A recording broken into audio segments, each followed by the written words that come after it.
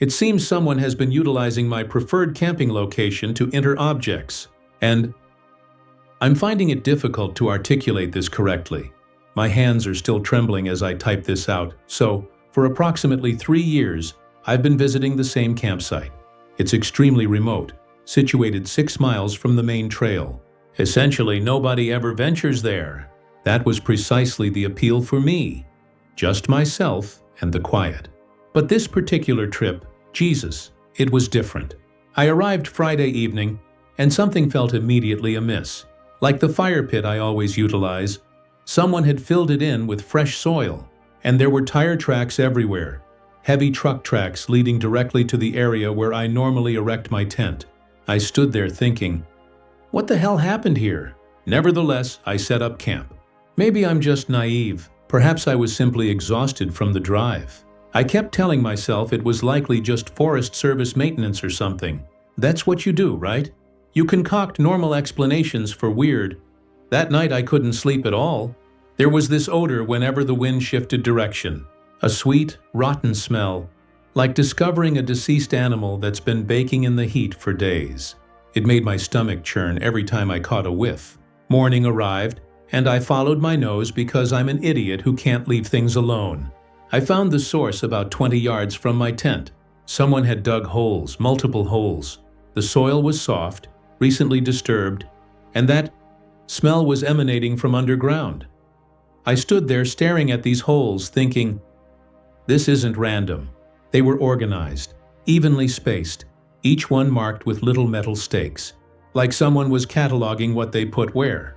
And I knew, I didn't want to acknowledge it, but I knew what was buried down there. You can't mistake that smell once you've smelled it.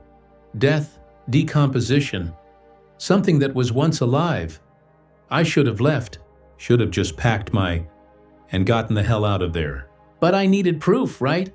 Can't call the cops and say, hey, I think there's dead stuff buried at my campsite, so I used a stick to probe around in one of the smaller holes.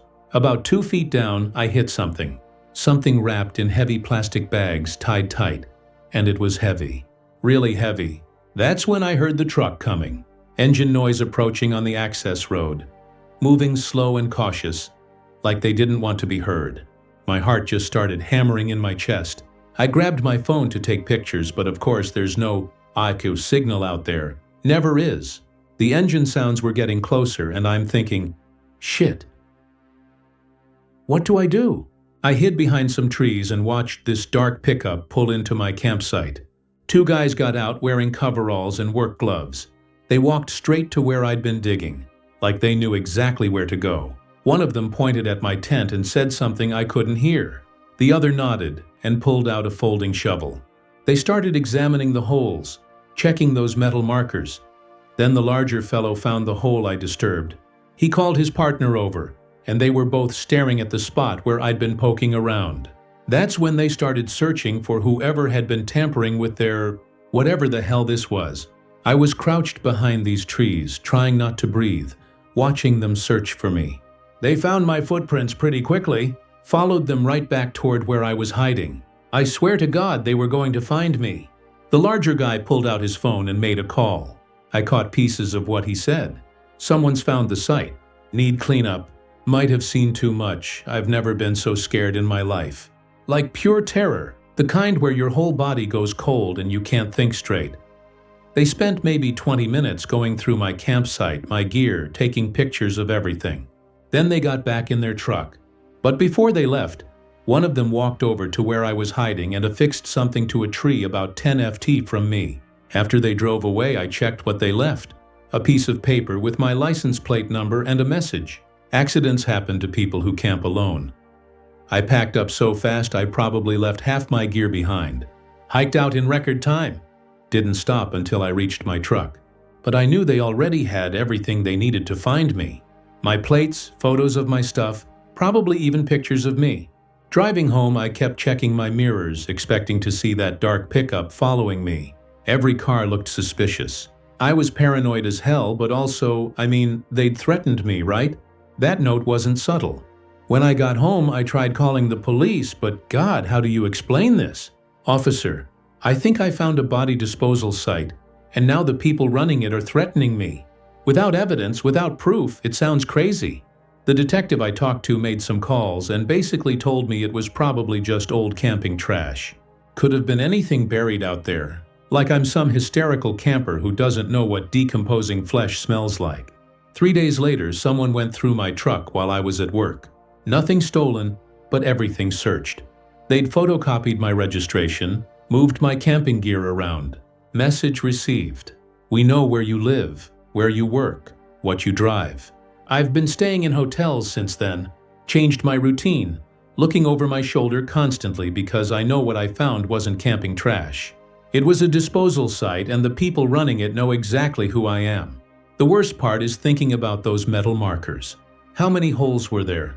How long have they been using that spot? And Jesus, how many other remote camping areas are they using for the same thing? I'm never camping alone again. Can't. Every time I think about it, I smell that sweet, rotten stench and remember those guys searching for me in the woods. Another story. A guy pretending to be a park ranger tried to get me to follow him into the woods, and when I said no, he basically stalked my campsite for 2 days. I think other campers weren't as lucky as I was. This was last month in Olympic National Park. I'd picked a legal campsite, registered properly, did everything by the book. I'm not some off-the-grid type, you know? I like knowing there's actual rangers around if something goes wrong. Second day I'm there. This guy shows up at my site wearing a Park Service uniform. Clean uniform, official badge, radio on his belt, the whole setup. Says he's doing routine wildlife surveys and needs help documenting some animal situation. There's injured wildlife about half a mile up that trail, he tells me, pointing toward this path that leads away from the main camping area. Need someone to help me photograph it for the incident report. And I'm thinking, when do park rangers ask random campers to help with official stuff? Never, right? Plus, his uniform looked too new, too clean, like he just bought it.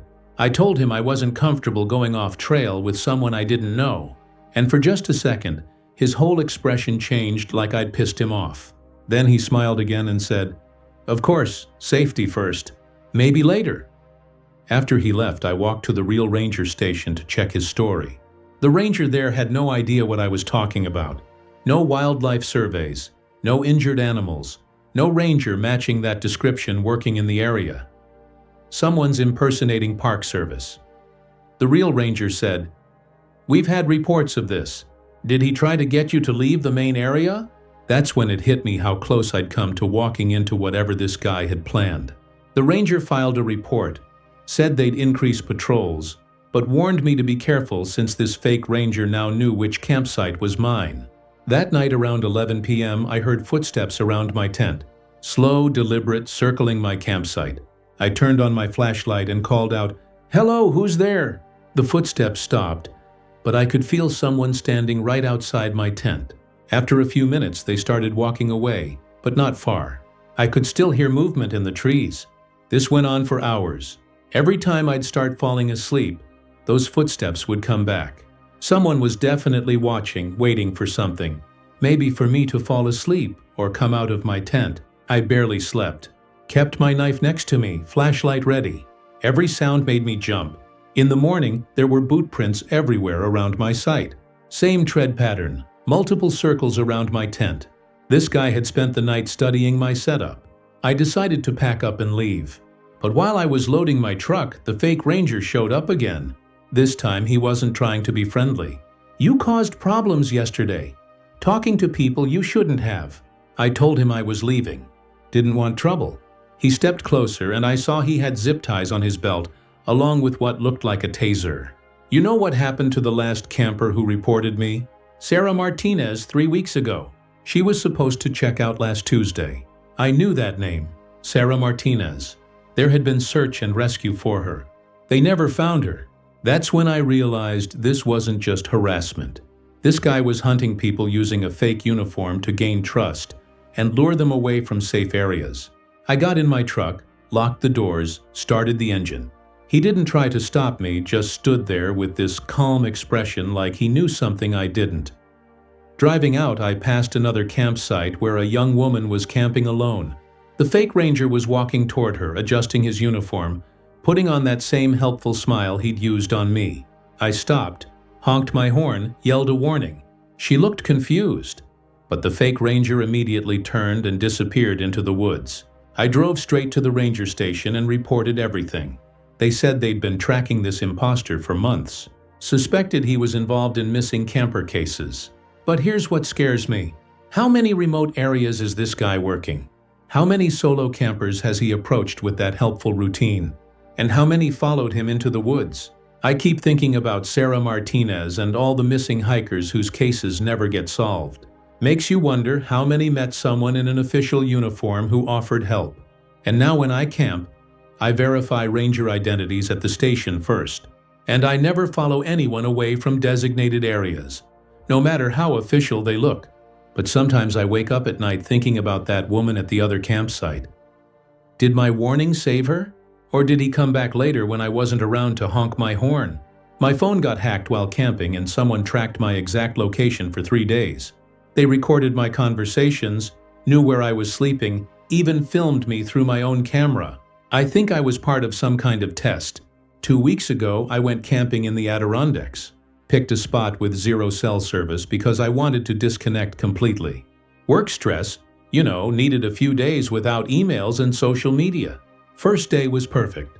Phone showed no bars. Couldn't connect to anything. I felt that relief when you're truly off the grid. But day 2, my phone started acting weird. Battery draining super fast even with no signal. Apps running that I hadn't opened. Camera app kept turning on by itself. I figured it was glitches from being remote. Maybe the phone searching for signal was killing the battery. But then I noticed the GPS was still tracking somehow, even in airplane mode. That night I heard something that made my blood freeze. My phone started playing back a recording of me talking to myself earlier while setting up camp. I've been thinking out loud just random stuff, and somehow my phone had recorded everything. I checked my storage and found dozens of audio files I didn't create. Hours of recordings from the past 2 days, conversations, camp activities, even me sleeping, all time-stamped with precise coordinates. But the really up part was finding video files. I definitely didn't record footage of me from angles that meant someone else was filming me. Someone with access to my phone's camera watching me through my own device. I tried deleting everything, but the files kept coming back.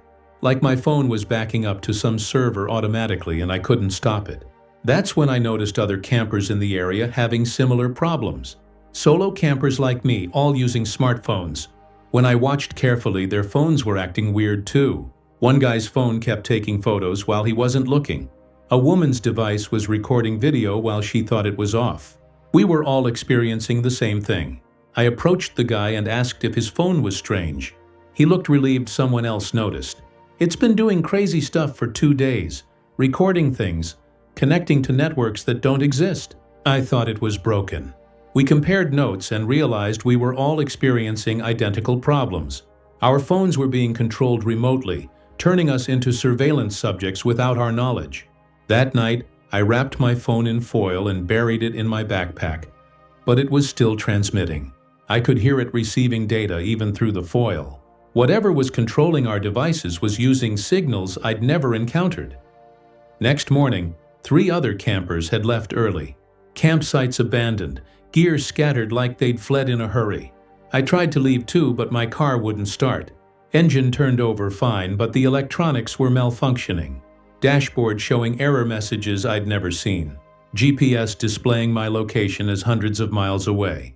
I realized this wasn't just about phones. Someone was field testing electronic surveillance and control systems using campers as test subjects. Got my car running by disconnecting the battery, resetting the systems. But driving home, I could tell I was still being tracked. Phone connecting to towers and patterns that suggested active monitoring. Took my phone to a repair shop when I got home. Technician found software he'd never seen before. Programs giving remote access to every device function. He said this is military-grade surveillance software. Whoever installed this has complete control. They can see everything you see, hear everything you hear. Had the phone wiped and restored, but I still don't trust it. And I keep wondering about those campers who left early. Did they figure out what was happening, or were they taken somewhere for more testing? I've researched similar incidents online. Reports from other remote camping areas of identical phone malfunctions, all in locations where surveillance could be tested without interference. Makes you realize how vulnerable we are carrying devices that can be controlled remotely. Even off the grid, someone might be using your technology to watch everything you do. Now, when I camp, I leave my phone at home completely. Being disconnected isn't just about avoiding work emails anymore. It's about avoiding becoming someone's unwilling test subject.